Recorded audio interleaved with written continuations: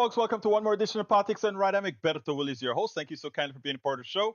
We are going to have a great show for you today. As you can see, we are sort of late as usual. I'm still trying to get things fired up here on the different interwebs and interchannels and all the places where we exist. And I'm trying to load up all the things that we do. But you know what?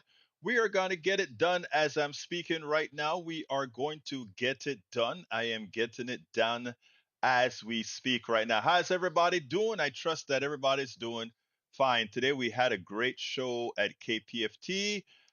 We so far it seems that we're at a third of the way there. You know, we were trying to raise $150,000 at KPFT, and so far I'm looking at the numbers, and we just crossed $100,000. And by the way, folks, that is for KPFT. That is a station that I work in the mornings for free. I don't get paid there. Even the donations, none of them go to me. But it is important for us to keep that station alive. That station that gives us the opportunity to talk. All of us are volunteers there, and I'm so happy that so far the fund drive at KPFT is going just fine. We had quite a few donors earlier. I've been watching the numbers go up this today, and we are still a little bit behind, but we're doing good. Now, where we are behind is the funding for Politics Done Right on the Internet, which is the one that funds me. I don't get anything from KPFT. So, those of you who are listening on podcasts and elsewhere, do remember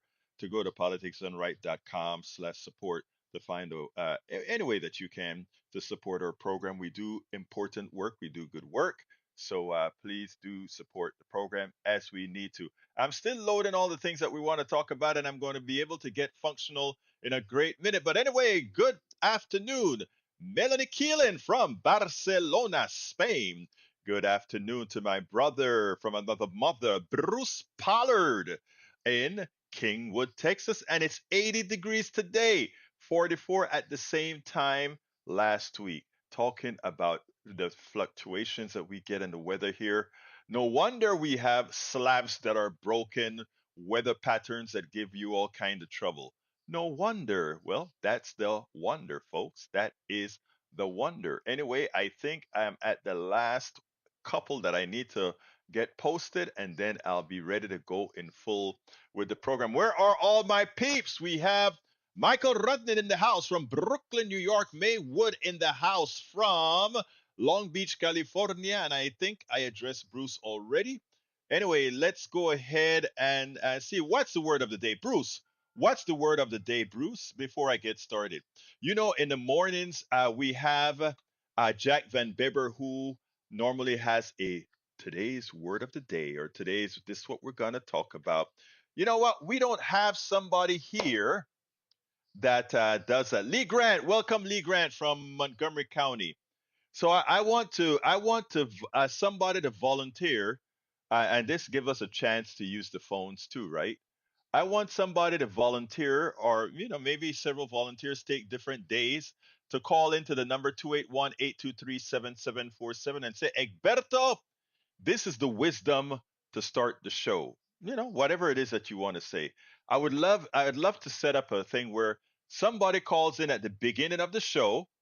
At the beginning of the show, I sure hope it's more than five people. No, actually, it's I got 15 on the different networks. Yeah, it's gonna come in. It's coming in. Anyway, I wish somebody would call 281-823-7747 and say this is the word of the day, or this is the wisdom of the day, like we do every morning on KPFT 90.1. Eric Hayes, yo all. Eric was a supporter of KPFT, became a new supporter of KPFT this morning. I don't think it was anything that you said keep silence or anything like that. That's why I put it out there, because we also announced it on the radio. I hope you heard when we did. Ted was a beast this morning. And you just loved yourself some Ted. And actually, I think after we got off the phone with Ted, I think Ted was sort of a bit more mellow. Wouldn't you say that, Eric? I don't think I think he first called sort of beastie, but I think at the end of the day, I think we broke bread, don't you think? I think we broke bread at the end of the day. And I like to break bread with all my peeps. So I think it turned out okay. Let me see. I need to get these other things in. I'm pulling the different pieces in as we go. Doing three things at the same time is not easy. Doing three things at the same time. Okay. I got them all loaded, folks. I got them all loaded. Anybody's before we get started in essence with the program with essence with the program. Anybody's going to call in and give me a word of wisdom. 281-823-7747.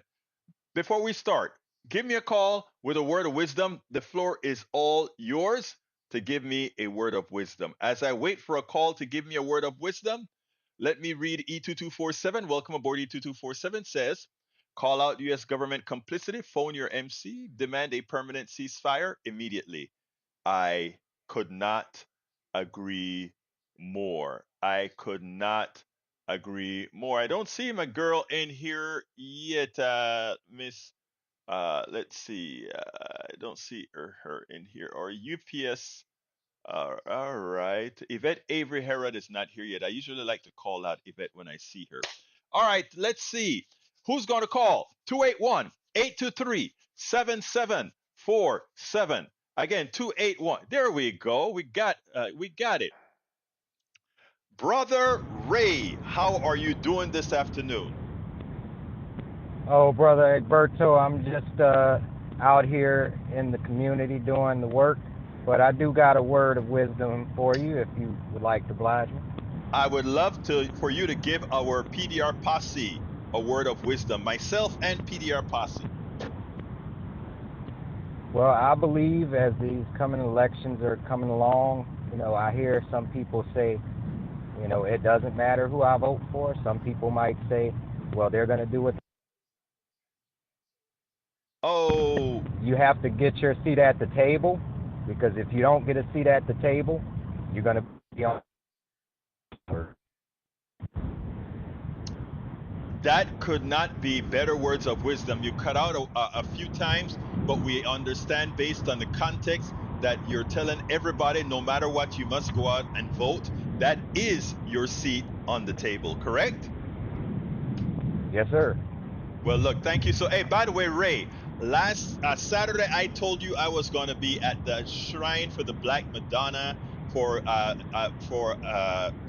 Obedike's memorial. I had the wrong date. Obedike's memorial is this Saturday.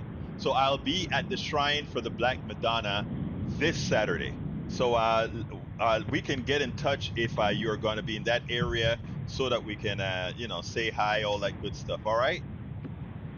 Okay, sure. Let me make sure I get you the address this time, because I think I forgot to send it. So that actually that worked out on your part and my part. But I Eh, definitely wouldn't mind seeing you in the office and just coming through and showing your face. Maybe you could Will do, even my speak brother. to our people. Will do. Absolutely so. But anyway, let's go ahead and get moving with the program. And thank you for calling in with your word of wisdom, sir. All right, I'll keep listening. Take All care, right, Berto. thank you. Great, thank you, brothers. Hey, and I want more folks later on to call in with words of wisdom. I really appreciate Ray, and the good work that he's doing out there in the community. Bruce Pollard says, "Ceasefire now." I could not agree more, Bruce. We need to stop the killing. Patrick Baron, welcome aboard, Patrick. How you doing, Patrick? I like to call where people are from. I forgot where you're from. Tell me again where you're from, Patrick. Para ver, good afternoon, Egberto, chat, and the mods. Absolutely. Alistair Waters from Conroe, Texas is also in the house. Eric Hayes. How do I get my coffee? Hey, we just have to arrange a weekend when we both have availability, and I think we can probably do that either Sunday or another, or even in the mornings earlier. When it's not when I don't have an interview with somebody else. But we'll do it, Eric, as soon as you want to. All right, let's see what else. Bruce says, where is all the inflation money going? To the shareholders and the executives. And I tell you what, because you brought that up about inflation, I am going to play out of order the sequence that I was going to do. And I'm going to talk about the inflation rate. And I tell you what, I'm going to play the piece based on the airline luggages right now. and then we'll take it on the other side. Let's go ahead and do that. Let's do that.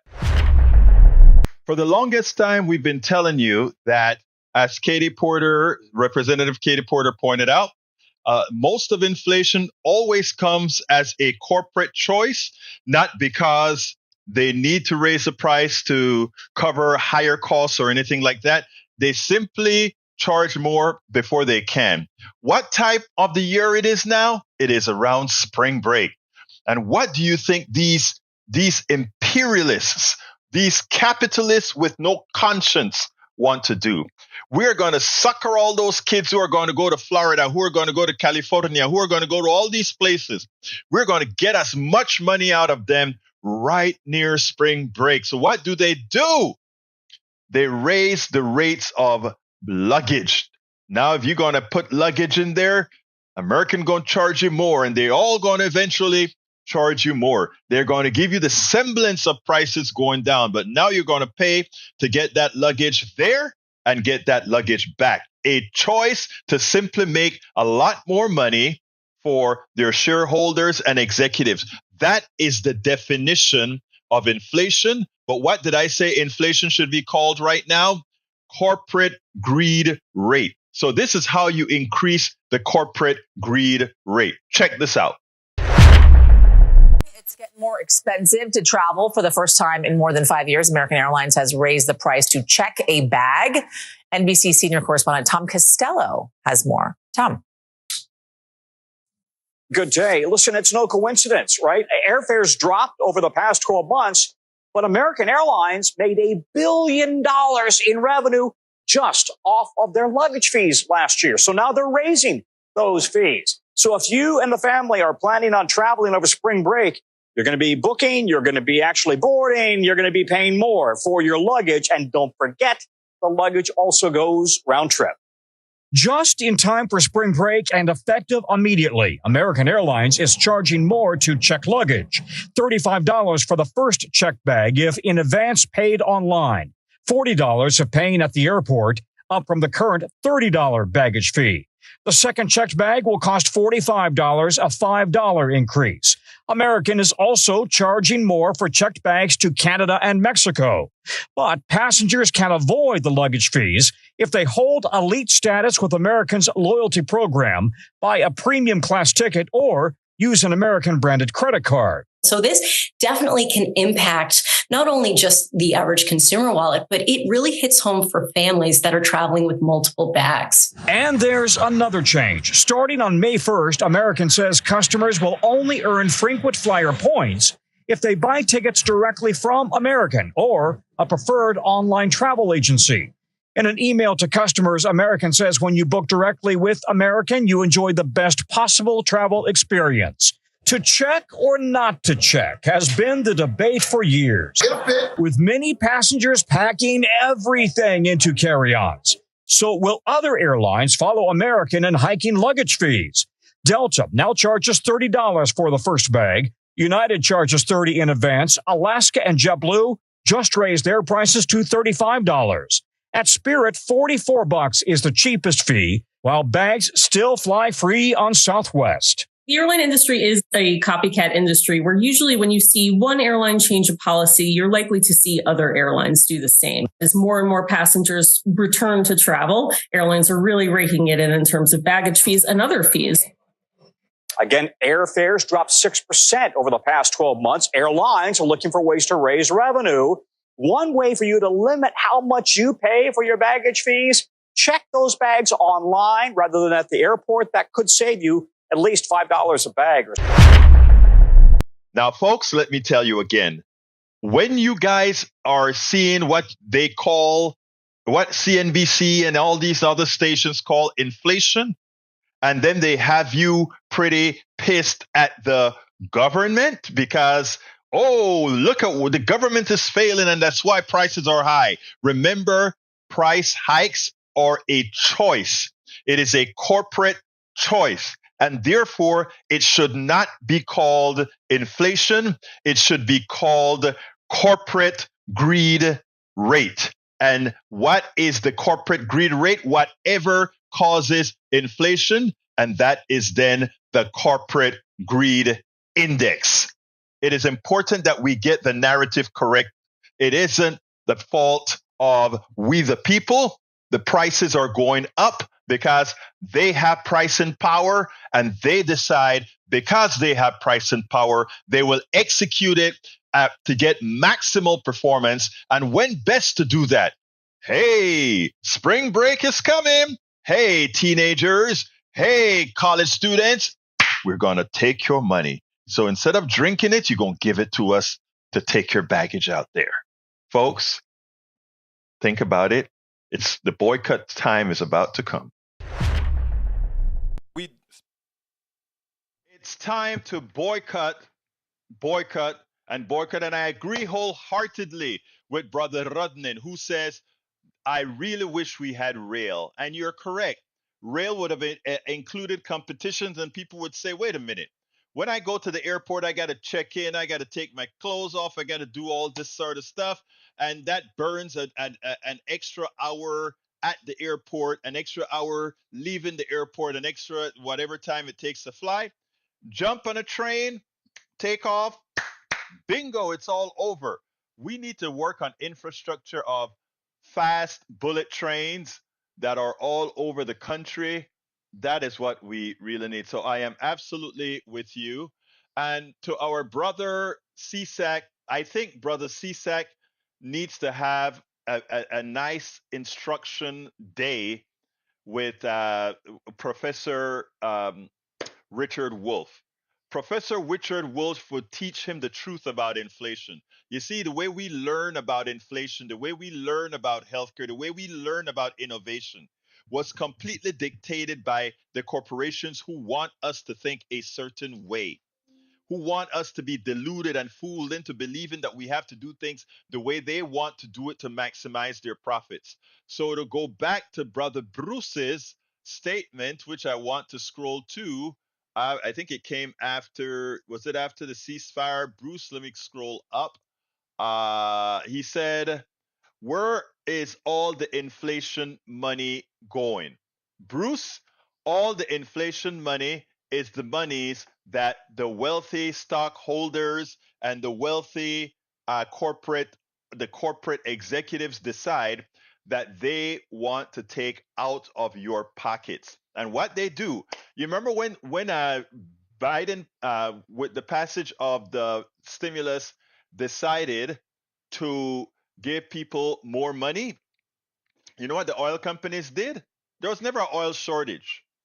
They said, oh my God, this is an opportunity for us to raise more money because we know they have money in their pockets, and while they will complain about it, they will still buy it because they want to go places, and I can take the money out of their pockets, because energy, gasoline is one of the things that they must have. Unlike, if I don't like the price of bread, I can go buy flour and bake it myself. If I don't like the price of milk, I can choose to make nut milk or something else. I have choices. But when it comes to products that we must have, it's a false choice to say you have Exxon, BP, or these guys, because they always collude. They always collude in doing what they're doing. Bruce says, Mike, I don't buy it. Maybe the price increases aren't inflation. The price increases are, again, a voluntary choice by corporations. Again, a voluntary choice. The airline companies are not hurting. The airline companies' costs are not going up. In fact, they had a huge reduction in costs when the thugs of the oil companies decided that they could no longer sustain the high rates, or they were scared that the high rates would start promoting EVs at a higher rate. We must remember. And by the way, Eric, the only time I carry luggage is when I'm going to a conference and have to take my all that stuff that I take for the panels and for the banners and that sort of stuff. But I bought me a new banner, and this year I'm probably going to buy me yet another banner that doesn't require as much space, that maybe I'll be able to fit everything in one container. I don't know. I'm going to try my best to do that. I'll try my best to do that. But I will be fundraising for probably 2 trips this year, one to Netroots and the other one to the Democratic Convention. I'm still working on it. Mike to Bruce says, Bruce Pollard, when you have an economy that is 24 trillion and throw 6 trillion on that economy while reducing production means much higher money following less stuff, hence inflation. Actually, Mike Cisak, you're correct. You are correct. Again, I am not disputing that again, and I think that's what I just explained. I just explained. What Mike Cisak just said is correct. The economy is 24 trillion. You throw 6 trillion in there, it means more people have more money. But you have to recall the reason we threw that 6 trillion in there is that we didn't have people working, and that was to carry them over. We also created those people called essential workers that were going to work to produce the things that were there. And by the way, that $6 trillion was not thrown into the economy immediately. Okay? That was placed into the economy over time, not in an inflationary manner. Remember, even as inflation went up, there was never a shortage. The problem with supply side people is the following. They honestly believe that just having a supply of money automatically means prices must go up. Let's stop for a minute there. Having a supply of money does not mean prices have to go up. What Richard Wolff said was actually correct. The corporations have the choice of increasing prices to maximize their profit. Where does it end? It ends when you run out of money. So what the corporations are telling you is because you had that extra money, we could charge you more. Not that there were shortages. We did not have shortages of the essential things we needed. I repeat, we did not have shortages of the things that we needed at all. It is important. And folks, don't follow Milton Friedman. Milton Friedman is a king. Milton Friedman is the guy who is a god of capitalism of the 20th century. And what he said is that corporations should not be concerned about social issues. Corporations should not be concerned about environmental issues. Corporations' sole responsibility is the maximization of profits for the shareholder. And then that can piggyback right back into what CSAC had to say when CSAC says, well, if you throw $6 million into the economy, what's going to happen? Well, what could happen is saving rates could have improved, right? If I throw, and it actually did, actually that happened. A lot of people during the pandemic, they got the money, and because they stayed home, they just saved the money. So the saving rates went up for a while as they got that $6 trillion.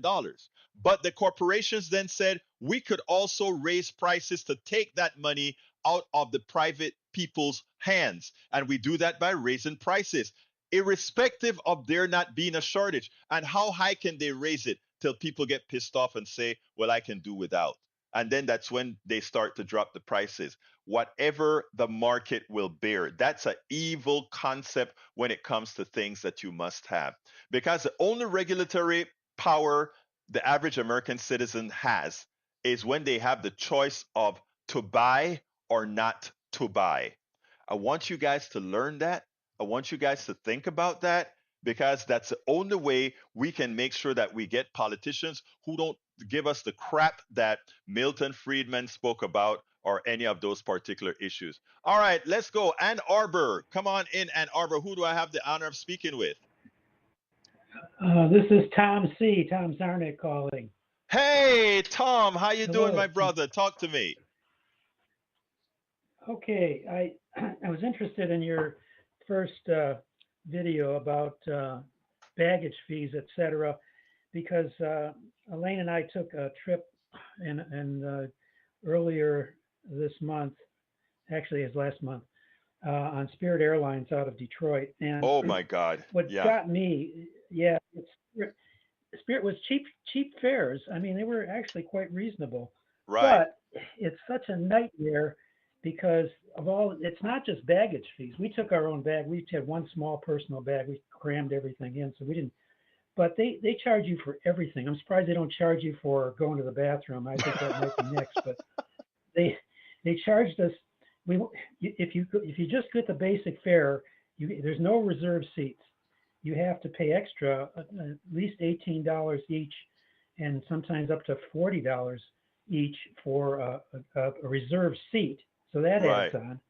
Then if you get, and of course you're in the tight econ seats, and they give you the opportunity to move up to a more roomier seat, but that's double the price.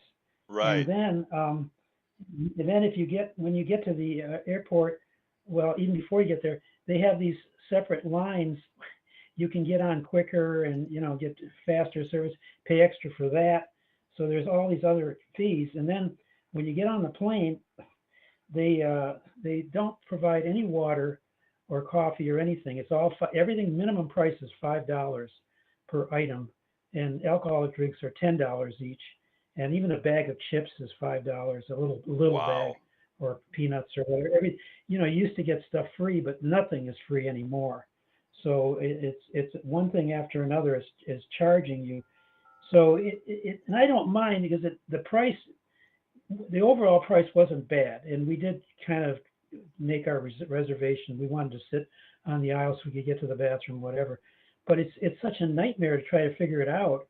And I still have my wits about me, but it's getting harder every time we travel to try to figure out, kind of go through the whole process. Of course, we wore our masks on. Nobody else wore masks, so you're always taking a chance that way too. But the other thing is, when we got to the airport, we got to Tampa, and Tampa is just it's amazing. Just it's like a labyrinth.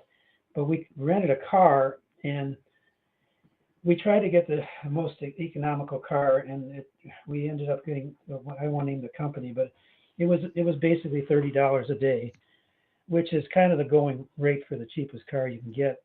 But we looked at the car, and I said, these tires don't look that great. They're kind of worn. And the guy said, oh no, there's plenty of miles on it. Of course, we got a flat on the freeway with those tires. We tried to get the flat fixed. The guy at the tire place, we limped in, and he told us, you can't drive this car. Every one of those tires is faulty, and I will not fix the flat because the tire is too bad. So we were on the phone for 3 hours trying to get the rental car company to replace the tires. They finally did, and it was $1,000 to get the 4 tires fixed. But I didn't have to pay it, fortunately.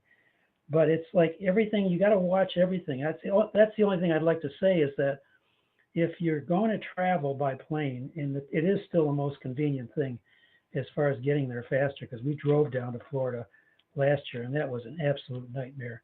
But if you do that, just be aware of all the extra fees, and shop around. I think Eric said, you got to look at the alternatives, which I kind of agree with.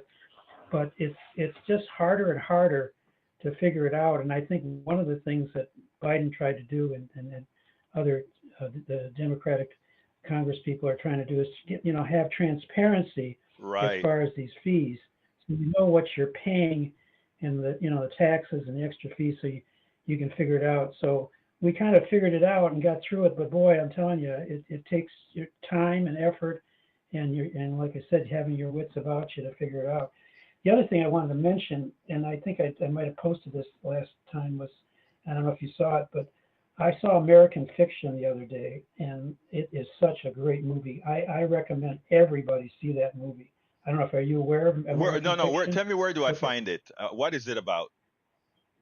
Okay, it's a new movie, and it's up for a lot of awards. I don't know if it's going to get an Oscar or anything. It should, but Jeffrey Wright he's a great actor, and he's in it, and they have it's mostly a black cast, and it's about this author who's also a professor, and it deals with a lot of current concerns about trigger warnings and everything else.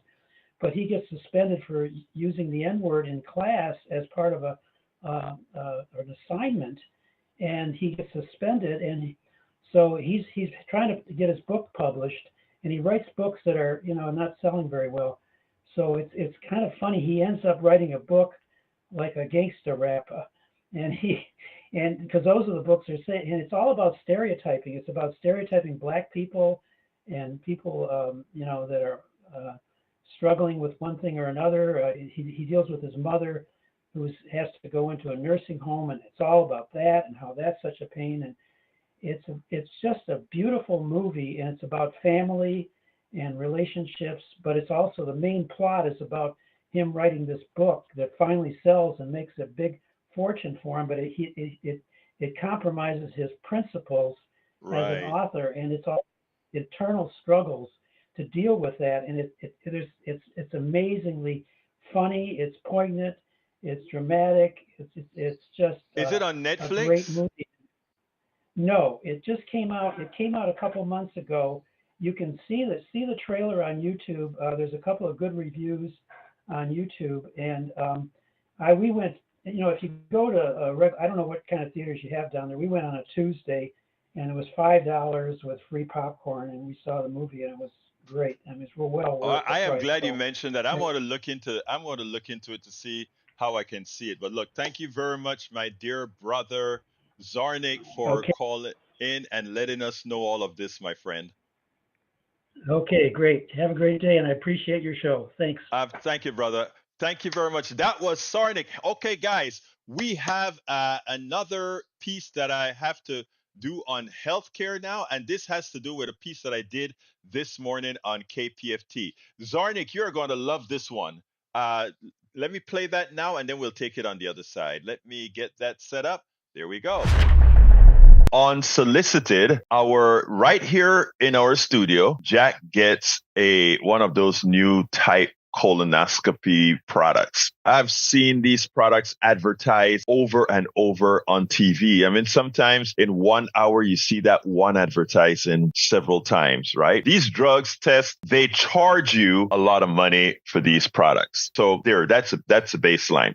Now, Jack is on Medicare, and he received this product unsolicited. In other words, he didn't ask for it. The marketing departments of these drug companies say, look at this. We have somebody who is on Medicare. We can get on welfare by going to the government and having them pay for this product that has a fairly good track rate to determine if you have a polyp or not, or cancer or not, from a stool sample. So they send that to Jack. Jack could have said, oh, wow, I didn't have to call in and get this Cologuard or whatever. I can just go ahead and do the sample, send it in, and they'll tell me if I need to go for further tests, get a colonoscopy, get extraction of what they don't tell you is, whereas, Obamacare will pay for everybody to get a colonoscopy on all these things. When I say Obamacare, I mean the law made sure that Medicare and all these other insurances have to give you that as a part of the insurance. What they don't tell you is if they find a polyp, if they find certain things in you, that isn't covered because it is no longer a precautionary test. It's no longer screening, but it's now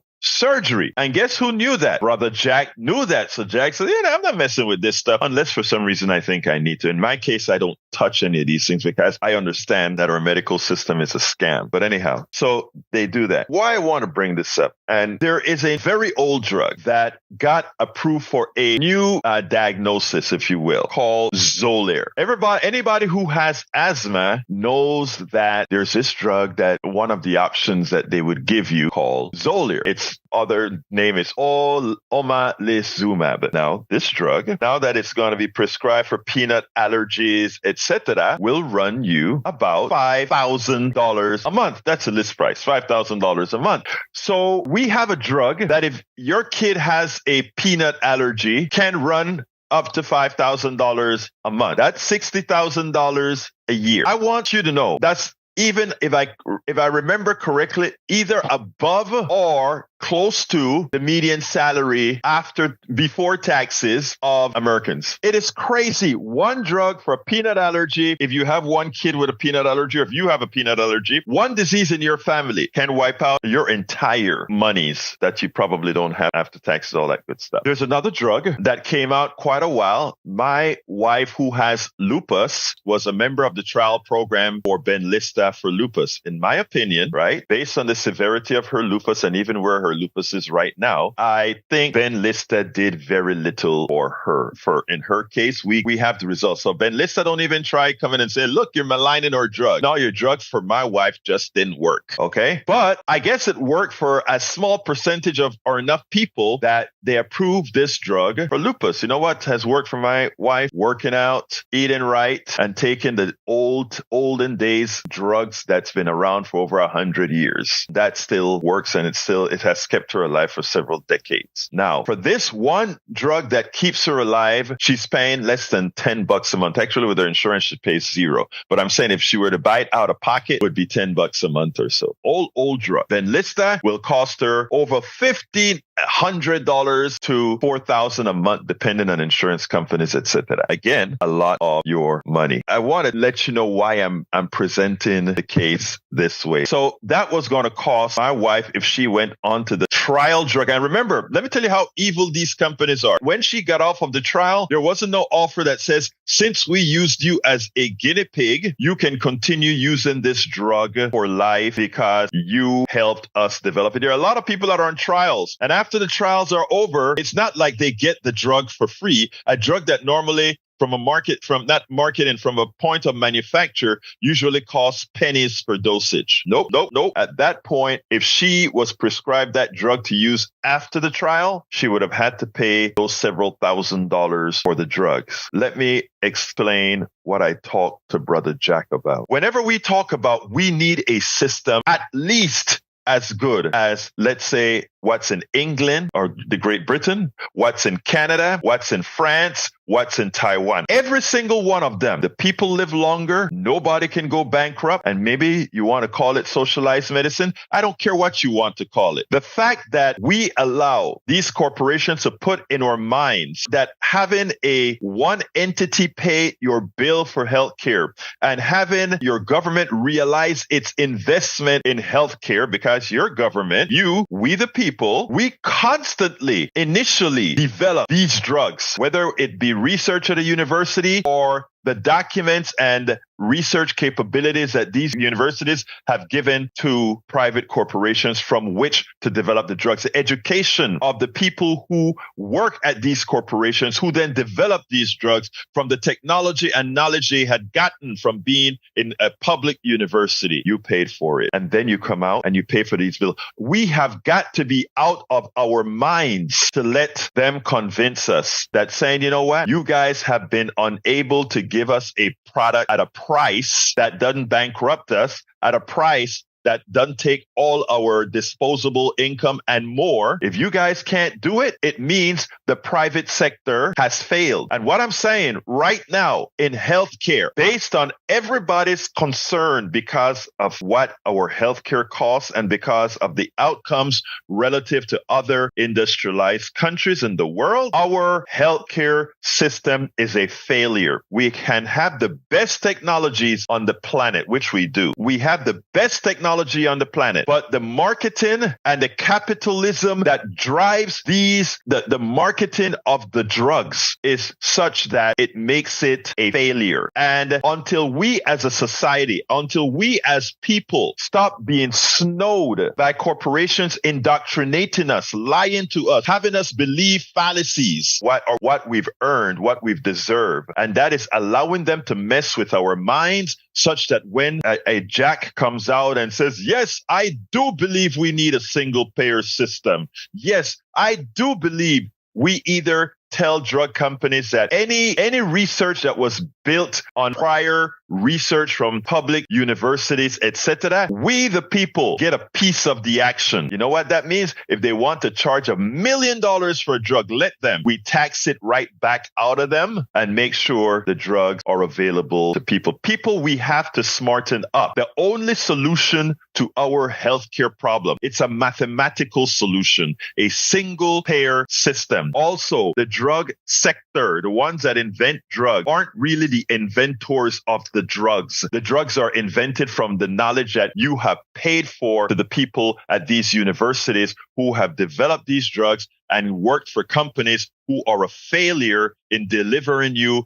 healthcare at a cost you can afford. That, by all definitions, is a failure. And we are marketing, we are supporting, we are investing in a failure day after day. We must stop being hoodwinked. We must stop being fooled, indoctrinated with the fallacies that they come out with. They've studied how to control your minds. Let's deprogram ourselves and start looking for the solutions. Healthcare for all, single payer systems, get the private sector that overcharges out of the development of drugs that ultimately we have already paid for. And when they tell you innovation will stop, I want you, meaning inventions of new drugs will stop, I want you to use your minds again. Remember this, most of the people working at drug companies inventing, innovating, developing drugs, let me tell you a magical thing. They are salaried employees. Again, they are salaried employees. What that means is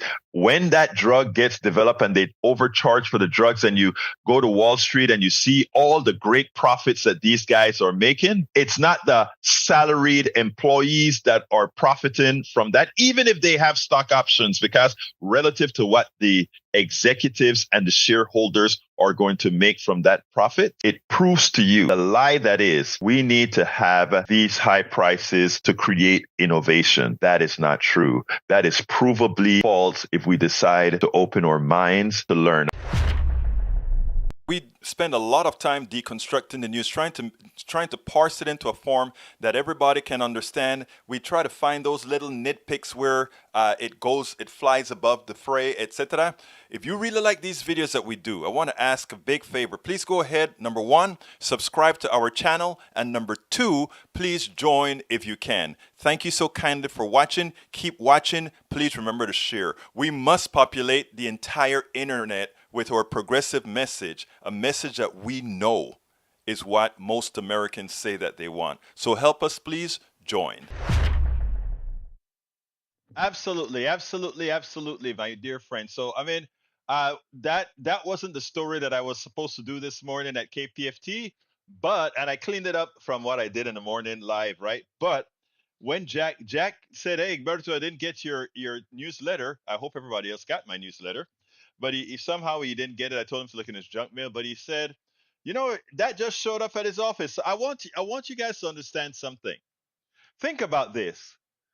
Cologuard and all these other drug companies make so much money that they can go away and just send something out in the mail unsolicited. Think about this. More than likely, most of it is going to be thrown away. Most of it is going to be thrown away. Let me just tell you, Michael says a lot of the chat went unread. The part of the chat that I read, I'm going to read some of it in a minute, but I'm not going to, I'm not going to go back and forth with brother Mike Cisak, because Mike Cisak has, let's put it this way. I use Mike Cisak as a learning experience on what kind of bad information people on the right are receiving. But I don't give it notions as far as trying to convince Brother Cisak. I hope Brother Cisak eventually will see the light. But I'm not going to waste a whole lot of y'all's time to spend time trying to convince him on most issues. Every now and then I may bite, but I won't bite often. And that's where I want to say. But Michael Rudnin says, let me go ahead and get to some parts here. It's not from Paul Fleming. It's not rocket science. Rich executives shouldn't get business tax breaks when they use corporate jets for personal travel. Now that the IRS has the resources, it's cracking down on wealthy tax cheats.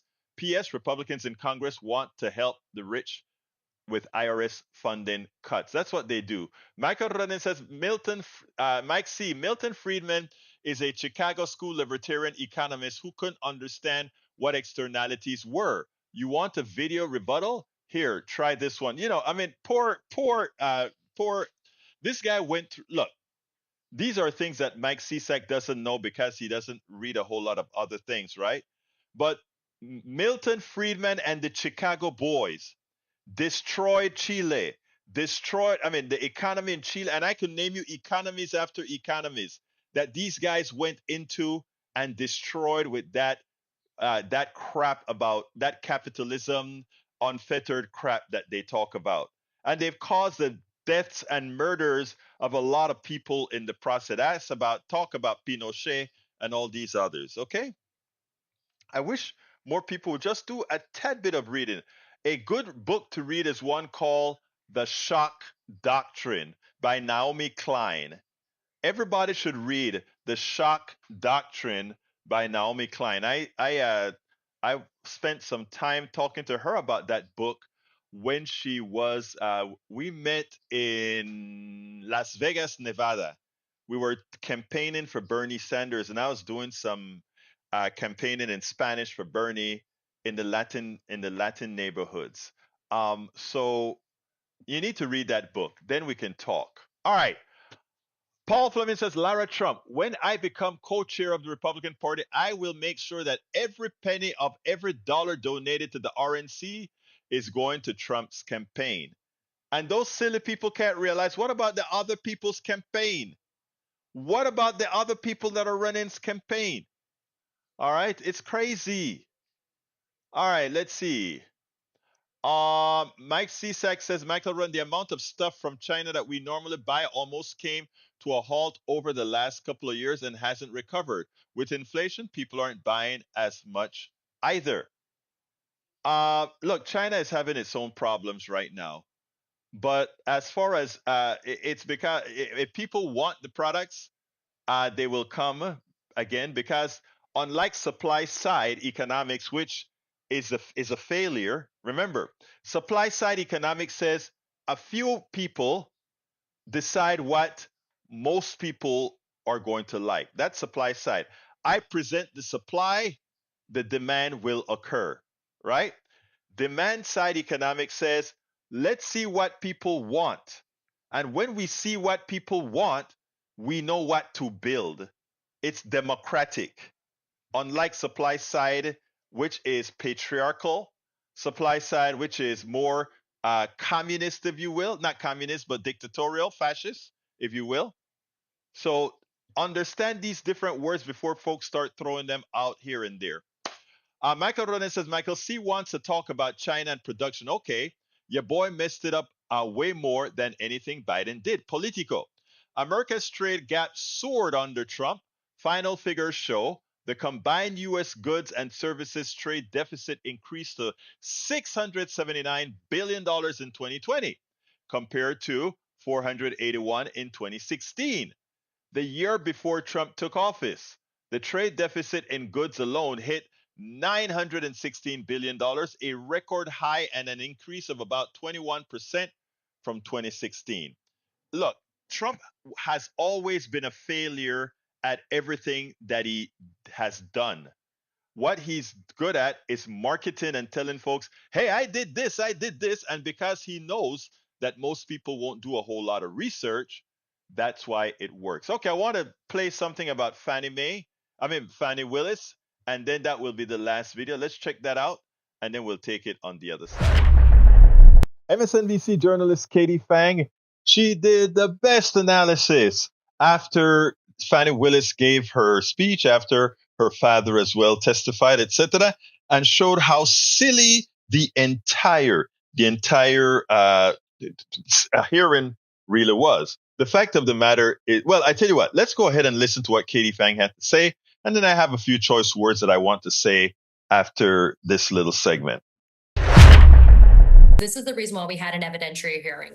Again, it has to be evidence. It can't just be wild allegations that are set forth in a motion. But I'm glad you brought it up, because I'm going to really quickly, because I know we don't have a lot of time to go through it.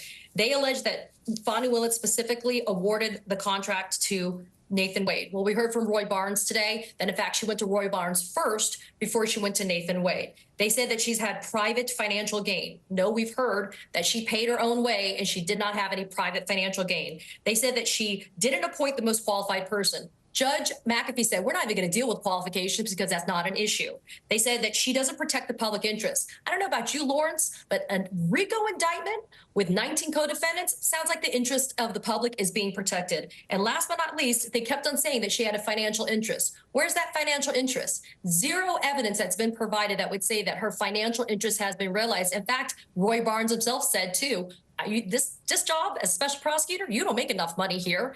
And by the way, all the other special prosecutors in this case, Lawrence, they're getting paid the same day rate as Nathan Wade. Remember, Lawrence, who brought this motion? It's Michael Roman. He's an opposition research specialist for the GOP, and that's the reason why you saw the salacious allegations in the first place.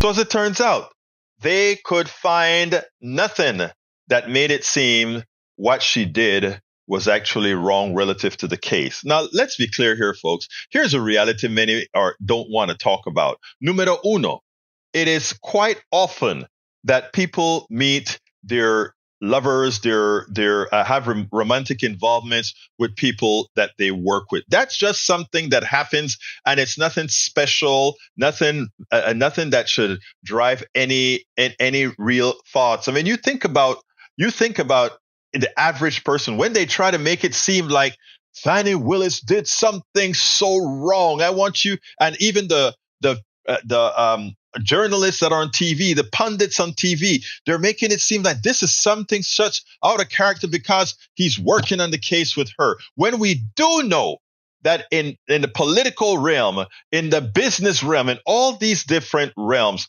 the truth of the matter is this is not an exception. For all practical purposes. Many times it is the rule that relationships develop with people that are working together. Now, the people have a right to find out that because of relationships, etc., that their monies are not being ill spent, that their monies are not going to places they shouldn't, or that you're not abusing the system. But you know what's so funny?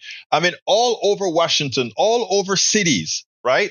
We have all kind of nepotism-like behaviors where people do, because of relationships they have, pass the taxpayers' dollars to friends and otherwise, right? That happens all of the times. Not that it's right, but it happens all of the times. So I think the people have a right to make sure, well, you have a relationship with this person and this person is in fact getting taxpayer dollars. We want to make sure that that isn't occurring. But they had not even a thread of evidence that would give one the impression that that was a reality or that was occurring. Moreover, what's interesting is while they try to make this a negative story, I saw so many positive things. Here we had a man whose wife cheated on him, talking about Wade, and he kept the nuclear family together. Why? Because he wanted to have his kid raised with a mother and a father together. So he made that sacrifice. Very positive thing for that should be that we learned. We didn't, it's none of our business, but we learned that it's a positive thing. We learned that Fani Willis had a great dad, a dad that prepared her for the world, that made her the independent woman that she is, that taught her about paying her own way. And even as she is having a relationship with this a Southern man, as she defined him, with the connotations that he's a type of a macho type man, she made it clear that she carried her own weight. So it blows everything out of the water that somehow there were kickbacks in there for her.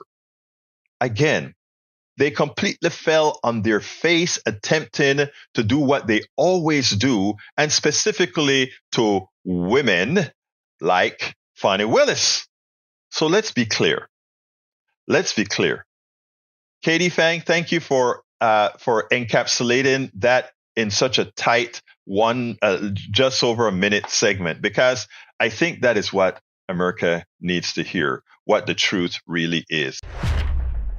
America needs to hear what the truth really is. Well, we are at the end of the program. I hope you enjoyed our little stay here. Paul Fleming says, Speaker Johnson invoked a Bible for a big portion of his presentation at a leadership retreat this weekend. It didn't land well. I'm not at church, said an attendee who described Johnson's presentation as horrible. Well, what can I say? You put a nut in there, you get nutty behavior. That's how it goes. Anyway, folks, please support the program as best that you can. Go to politicsdoneright.com/support. Politicsdoneright.com/support has all the different options to support the program, and we have many ways to make it easy for you to support the program however you can. I'll be honest with you, we are not pulling it, and I am still depleting resources for attempting, well, not for attempting, for doing the right thing. So please support the program how best you can. politicsdoneright.com/support is the way to do it. You have all the different options there. I'd like to ask you all to become subscribers of our newsletter. Become a subscriber of our newsletter. That is politicsdoneright.com/newsletter. politicsdoneright.com/newsletter. And guess what, guys? Guess what? And I'm going to be saying this for a while. politicsdoneright.com/books. Get my new book. It's really, really good. If I must say, everybody who read it so far, they said, wow, life was tough. I see, but you're still smiling. Tribulations of an Afro-Latino Caribbean man, that's me. Racism didn't stop my smile, hope, or journey forward. So please consider getting the book, politicsdoneright.com/books. politicsdoneright.com/books. You can get it in Kindle or hard copy. I am still working on the voice one, the Audible. But until then, please go ahead and get it. Eric, if you know what? I'm gonna wait till I see you in person, and then well, I can't fight you, Eric. You got too many muscles, man. This guy is a beast. So no, I won't try to fight you. But anyhow, folks, go ahead and get a copy of the book. It's worth it. And again, it's Tribulations of an Afro-Latino Caribbean Man. Racism didn't stop my smile. I tell you, for all my people that are not people of color, I want to read a piece of the conclusion that I put here. I said, and this is the last part of the book I'm going to read. I say, and then we leave. I wrote this book for two audiences. I hope that the words I chose were sufficiently tactful for all to feel compelled not just to read, but empathize. It is short and concise enough to read over more than once to get some of what is inferred, but purposefully not said, directly to prevent the automatic objective thought process shut down. The first audience is for people of color. The second audience is for everybody else. And the idea is I want everybody to feel comfortable reading this. There's no judgment or whatever. I just want to let you know what a professional can go through just because. And again, please consider getting the book, Tribulations of an Afro-Latino Caribbean Man. Racism didn't stop my smile, hope, or journey forward. Easy to read. And I guarantee you're going to say, wow. And you had to go through all of that. And you know what? It just happened, dudes. It just happened. Anyway, got to get out of here. Thank you all for being here. Love you all. Thank you, callers. Thank you, watchers. Thank you, listeners. My name is Egberto Willis. This is Politics Done Right. And you guys know how I end this baby. I am what? Out!